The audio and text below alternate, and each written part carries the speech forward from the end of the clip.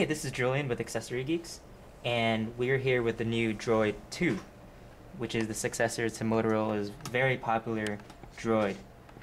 And what we're going to show right here is a comparison to the original Droid and the new Droid X and an iPhone 3G.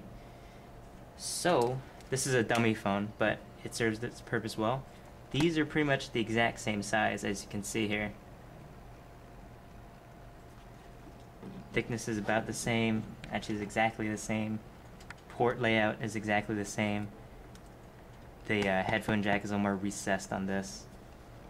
The main difference is the Droid 2 has a bluish hue to it, while the Droid has this black and gold.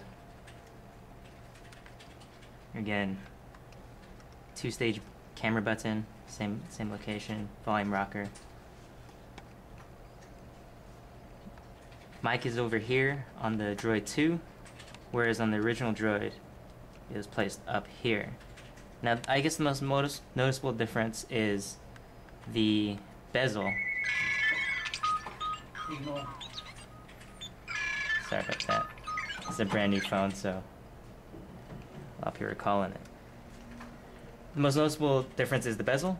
This has a silvery trim around it, and when you slide it, this part slides with it as well, whereas on the original Droid you just didn't have this little extended piece over here. And now the internal, looking at the keyboards, a lot of people were complaining about the original Droid keyboard being a little too flat, key spacing being really poor because of this D-pad over here on the right. And from just initial impressions of this, the Droid 2 keyboard is a lot better. They raised the keys up, the key spacing is a lot better. So a really good testament to that is the TH on both phones. As you see here, the TH is right next to each other, so when you do try to type on it, your thumbs kind of touch each other a lot.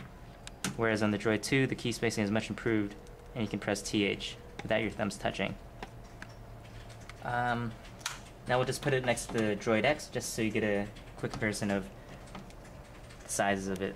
So the Droid X, while it does have a significantly larger screen, actually isn't that much bigger. I'd say maybe half an inch taller. Thickness, it's a little thinner, but the Droid 2 is still pretty thin given that it has a physical keyboard. And with your iPhone 3G, about the same size, height-wise. The width is actually really similar, maybe a millimeter or so thicker than the original iPhone 3G. And that's about it. We'll get into a few phone tests coming up.